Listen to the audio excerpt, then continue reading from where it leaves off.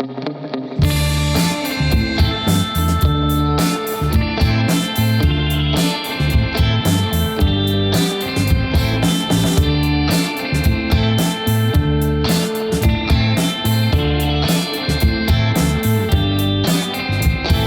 Matt, it's really great to get a chance to chat with you this afternoon. I really appreciate you taking the time to have this conversation. Sure, I'm glad we can do it as well. You did an interview recently with NPR that I listened to and was really, really struck by. And in it, they introduce you as a former right-wing journalist. hmm For folks who are not yet familiar with you and your work, tell us about your background and your credentials and sort of what you've done and just sort of I guess briefly kind of that trajectory of where you started and kind of where you are now. I grew up in uh, a very ultra Orthodox Mormon household, and my father had a street ministry actually, and we did that for a little while, and then I also got into Republican politics, as many uh, you know young white Christian kids are interested in. Um, and then started a website in 2000 that was about saying that CBS News and Dan Rather had a liberal bias, and did that for a few years. Was I guess according to the Pew Research Center, was instrumental in getting him fired in that document scandal that he had, where he used the forged documents to claim Bush had dodged the draft. Um, and then after that, I started Newsbusters, which makes that same argument, but for the entire media. And then started the Washington Examiner. I was the first online managing editor. And I did a few other publications and communities as well. I did some campaign work. And over time, I started realizing that a lot of my colleagues in conservative journalism they weren't very professional, that they needed better professional standards, and that conservatives, Republicans were that they were out of touch with public opinion on a lot of issues like the size of government and things like that. And so I started writing a book, and also that they were out of touch with people who were not interested in Christian supremacism. And for me, I had left Mormonism by that time and had become identified myself more as agnostic. And I felt like a lot of Republican activists were, overtly theocratic in how they behaved, and in a changing America where a lot of people are either moderate or progressive Christians or just don't believe in anything. That type of attitude I thought was very destructive and not.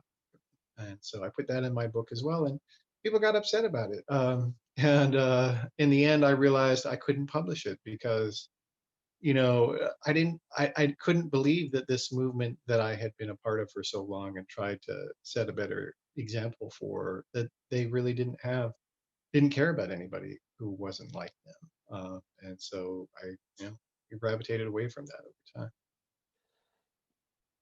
Not to rehash the whole NPR interview, but that you said so many things in there that were um, just nuggets of just that just really resonated with me. That helped me think about things sort of in a different way. One of them related to the book that you were just talking about was it really was the Christian nationalism and the Christian supremacy issue, right? That you came up against hmm from the sort of the wider right wing media world. It was really, you talk about that. It was that was the thing that Yeah. if you were questioning that or having any sort of critique of that, or just not willing to go to bat to toe the line for that, hmm that was sort of like the breaking point of where folks were not willing to go along with or support what you were saying or trying to do, right? Yeah, yeah. And And that's the thing, that so much of Republican politicking is based on trying to lie to devout Christians, and telling them that it's going to become illegal to be a Christian, or it will be illegal to read the Bible in public, or there's even some guys who are out there saying you're going to be forced to be gay. Like, they are literally people who tell this to them, and so they've just whipped people up with lies for so many decades. And not only is it reaching dangerous levels of anger, but also it's driving people away from Christianity, the religion they supposedly care about. Yes, and I want to talk about that. And you have uh, pointed out this article from 538. But before we get to that, um, again, and this is one of those nuggets that I'd obviously I come from a conservative evangelical background. I find Mhm. myself sort of in this progressive evangelical, progressive Christian camp today. But you know the storyline and the data around the rise of the unaffiliated, the rise of the so-called religious nuns, Mhm. NONES, huge story in the religion world. Um, Not so much talked about in the political world and political That's right. commentary, but the way that you made that connection, I've thought about, and I think a lot of people have thought about, well, religious conservatives, there's this underlying sort of white supremacy, white nationalism, whether it's conscious or not. There's this fear of the country becoming more black, becoming more brown, etc., illegal immigrants, etc. But what you said in that interview, and what I would love to hear you, kind of expand on, is it's actually the fear is actually not so much that, although that's probably there too, but it really is the fear of losing, um, this not being a Christian nation anymore. Mhm. That it's people becoming religiously unaffiliated, Mhm. Christianity losing its sort of status. Supremacy. Yeah. Yeah, in the cultural milieu. Say more about that, because I think that's a really fascinating, really important observation that I certainly hadn't considered. Well, there is some really great research on this, done by a sociologist named Andrew Whitehead, that is worth looking at. But in essence, what he did was that, and he's done several papers and a book about this, is that so there are different ways you can ask people about their support of, why did you support candidate X? And a lot of people were doing surveys about that in regards to Donald Trump in 2016, but they weren't asking about religion as a factor. And then when he put that variable in, the question of is was America founded as a Christian nation? If you have that in the survey, that was the biggest predictor of whether somebody would vote for Trump. It wasn't their racial views. It wasn't their economic status. It was whether they thought America should be a Christian nation. Um, and it's such a critical point. And I think a lot of people, in the more secular mainstream press, they're not religious themselves. And so for them, this isn't a question that they would even begin to think about, because they don't know anybody who's deeply religious. They haven't left, a fundamentalist background themselves. So that it's just a foreign topic for them. And so, but that's why, but it is so important because that ultimately was how Donald Trump was able to get the Republican voter behind him. Because if you recall, and it seems forever ago, but he did not get the majority of Republican voters to vote for him, in 2016, before the other ones had dropped out. And because a lot of them were supporting Ted Cruz, particularly the more evangelical types, and some of them were supporting Marco Rubio and a couple of these other people. But Trump was able to turn things around by saying that if I become the president, Christianity will have power. And he made different variations on that theme. But he really started hammering that home, and he did it first started it with when he addressed Jerry Falwell. Well, formerly Jerry Falwell's Liberty University. He did a speech for the students there, and everybody focused on him talking about 2 Corinthians. But what was really important was that remark. We're going to protect Christianity. And I can say that. I don't have to be politically correct, or we're going to protect it. And it's very relevant because as the religious nuns have increased so much, that a lot of people who have more traditionalist backgrounds, they've seen this happen in their own lives. They've seen their children stop going to church. They've seen their siblings not believe, and so it's very, very concerning to a lot of people, when they have when they're now really having to contemplate the idea of not having supremacism, not being the regnant ideology of the just assuming that everybody is a Christian. And to be honest, like that was how it was for the early Christians. And so, but in the United States, especially in more southern areas, um, it's it just has never been like that. I mean, whereas for in the Bible, Jesus wanted his followers to understand that my kingdom is not of this world, and you must render unto Caesar the things that are Caesar's. But that core, very important theological point, which I would say is fundamental to Christianity as a system, it's been utterly lost in American Christianity as the religious right, political Republicans took it over, as a branding matter. I want to talk briefly about this one other thing that you said in the NPR interview, and that is this idea of people voting based on identity versus ideology. Mhm.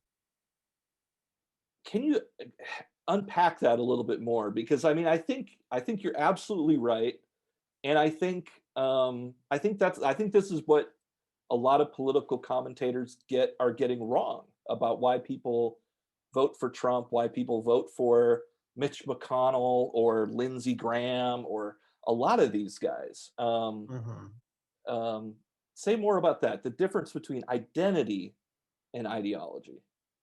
So if you go back to the history of the American conservative movement, so the mid 20th century, 1940s, 1950s, um, it was never a political movement where they all agreed with each other. So you had people who were, like very big Ayn Rand super fans, and Ayn Rand, of course, being an atheist, uber capitalist.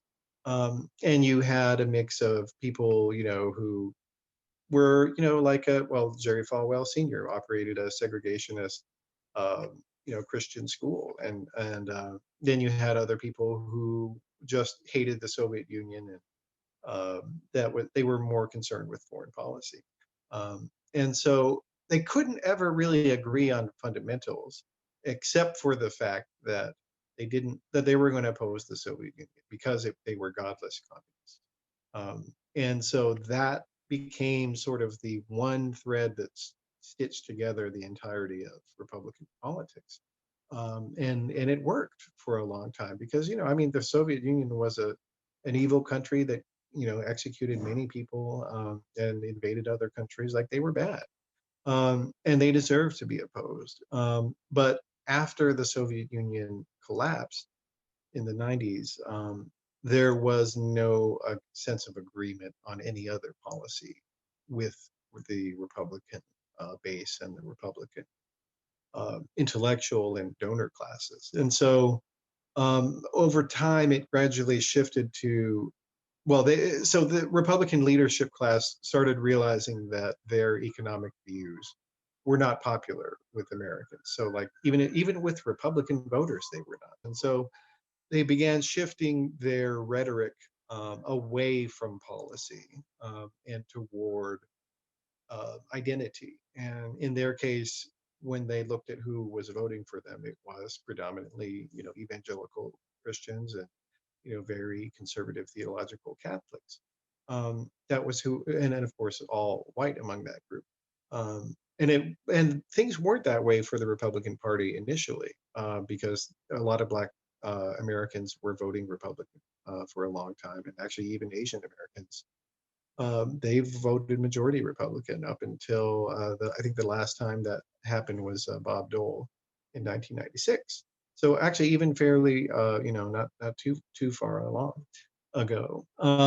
And so basically, Republican consultants remade the justification for voting Republican, and it became more about who you were against, and who were people that you didn't like.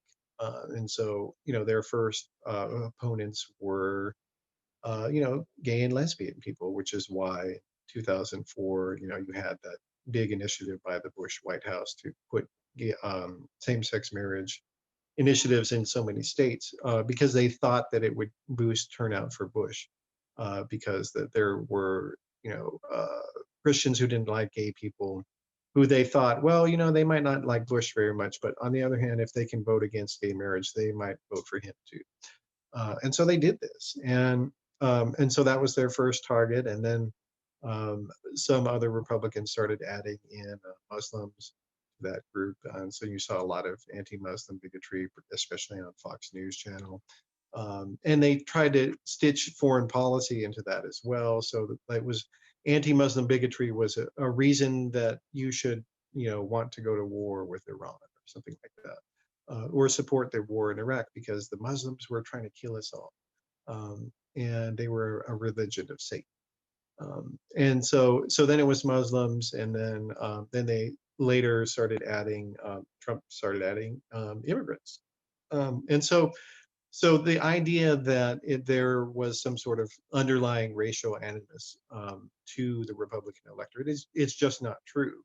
That all these bigotries, which do exist and are encouraged by Republican consultants, they are in the service of protecting and promoting Christian supremacy and Christian identity, and a particular kind of Christian supremacy. Because, like for instance, Tony Perkins, who is in charge of this very wealthy group called the Family Research Council. Hmm. In North Carolina, there was a lawsuit of some churches that were saying that North Carolina's law against same-sex marriage was an infringement on their religious liberty. I'm sure you are familiar with that. And Tony Perkins said that, well, churches that are making that argument, their opinions don't matter, and they shouldn't be given religious liberty because their viewpoints are not traditionally conservative. And so, progressive Christians' views don't matter, and progressive Christians don't deserve religious liberty. And so, and they've tried so much to try to push this agenda onto Black Americans as well, who happen to be evangelical. But because Black Americans also saw what was used as, using race as a method, they know that it's just not true, that the idea of that they're promoting Christianity is a lie.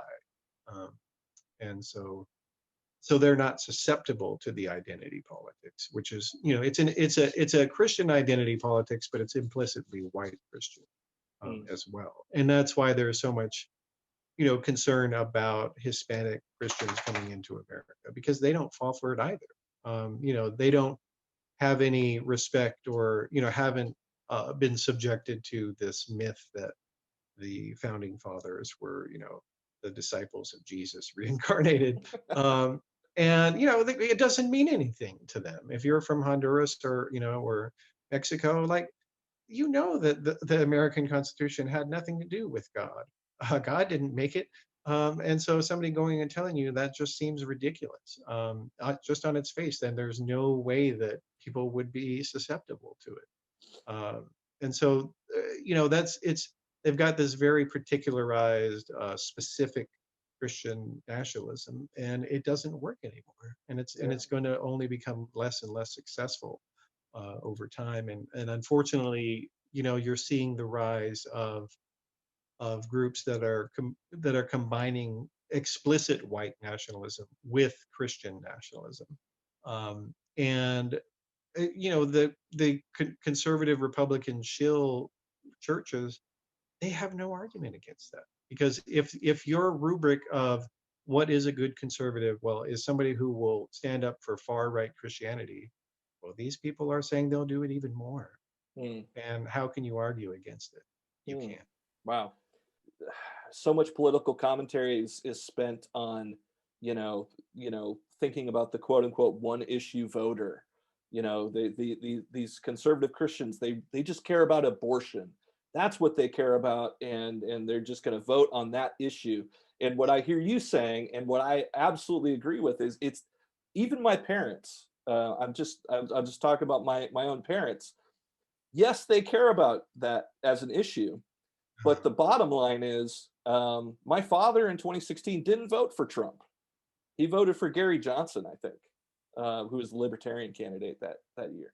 But in 2020, he voted for Trump because there wasn't a viable, relatively conservative option other than Trump. And for them to go back to their Southern Baptist church and be in community and stay in community with all those people, they have to vote for Trump. So it really is ultimately, I would say, absolutely, it's absolutely about identity, and what you reminded me of this quote from James Clear, about, it's not, we're never going to change people's minds with facts. It's really about changing people's through relationship and creating community, and inviting people to be part of a different community. um Yeah. so let's talk about this 538 article, because you know yes, my parents care about a lot about abortion. They're concerned about all of these other issues, but they're evangelical Christians, and they care about people becoming Christian more than just about anything. And the reality is, this marriage of right wing, or white evangelicalism, and right wing politics is actually driving people away from Christianity. Oh, it absolutely is. So Christianity is a religion. It's not supposed to be a political program, and it's something that oftentimes you hear people like Tony Perkins or far right Christians say that, well, this is why Islam shouldn't be regarded as a religion, because it has a political program as well. And it's like, well, have you looked in the mirror lately? That's you too. And so, but when you have pastors who are going out and shilling for politicians, especially ones that are venal or corrupt, or like mocking of Christianity the way that Trump often does, it makes people think that, well, if this is what Christianity is, well, then I don't want to be a part of it, and so they just start staying home, um, and then that's in the process has made it easier for these people to brand Christianity in their own image. But really, what they're doing is building up a golden calf for themselves, and they're getting very rich by doing it. The prosperity gospel is, it's a huge underpoint of why a lot of people who've been trapped in that why they think that they should be Republicans also, because they think that God, God likes rich people, and so that we have to protect the job creators because it's something that God wants us to do. And if we do that, then I will become rich as well. And it's just so, it's like this reinforcing vicious circle. In 1992, for liberals, it was about 10% of people said that they had religion. But then by 2017, about 40% of liberals said they had no religion. And then the same thing is true with moderates, that you had about 8% of moderates said they had no religion. And then fast forward, it's now like 21% of them said they had no religion. And then by contrast, you look at conservatives, it was about 5% in 92, and now it's like 10%.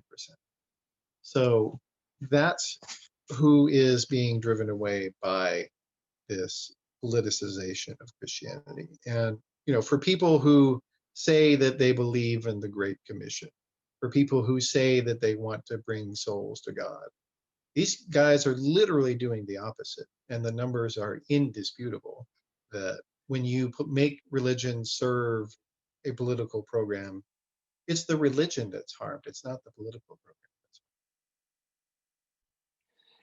And it sort of becomes a self-reinforcing argument, right? Because it's like, well, those people are liberal and they left religion, so becoming liberal, means you're, Mhm. it's sort of like, Means that you're anti-religious, yeah. right, And it doesn't mean that at all, because I mean, like, Black Americans are more religious than even white Southerners, and they have no problem in the Democratic Party. The Democratic Party isn't coming down on them, is not stopping them from having prayers, is not stopping them from having Christian caucuses at the DNC, not doing any of those things. And so this isn't just me making something up. Like, millions of people are just fine as Democrats and Christians, or non-Republican Christians, and they have not suffered one bit.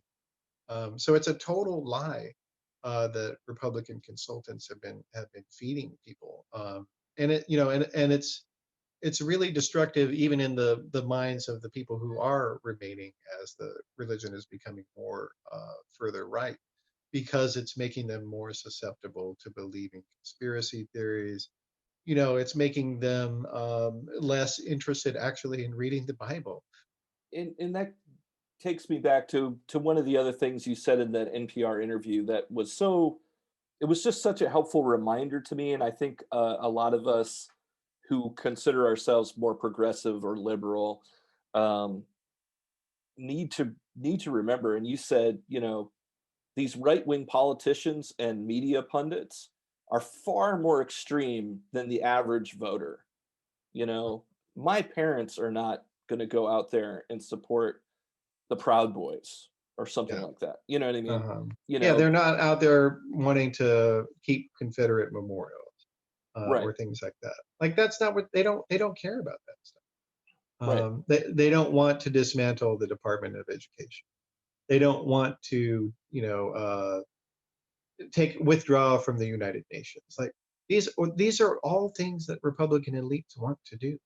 And Trump, withdrew from the World Health Organization. Like, that's literally the radicalism of the Republican elite. And the average Republican voter they don't know that.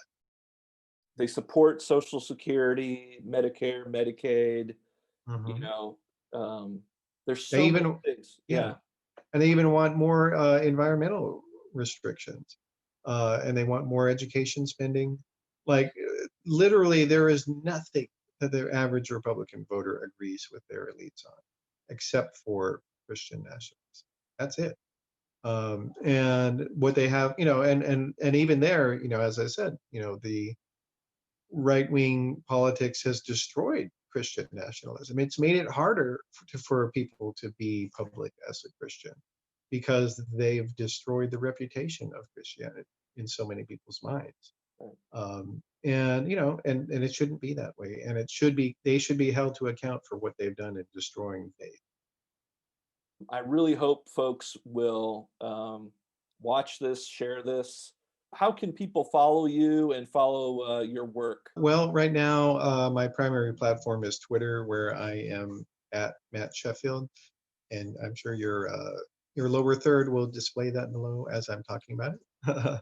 um, but then I'm also going to be starting a new magazine and community called Flux, and we're going to be trying to bring together people with different perspectives, and who don't really talk together enough about things. So, like, I want to have conversations with secular liberals, with progressive Christians, with atheist Jews, with Black moderates.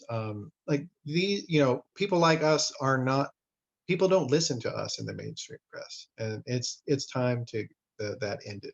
And so I'm going to do my part to facilitate. Well, I would love to be one of your progressive Christian friends on Flux, and I look forward to seeing what you do next, Matt.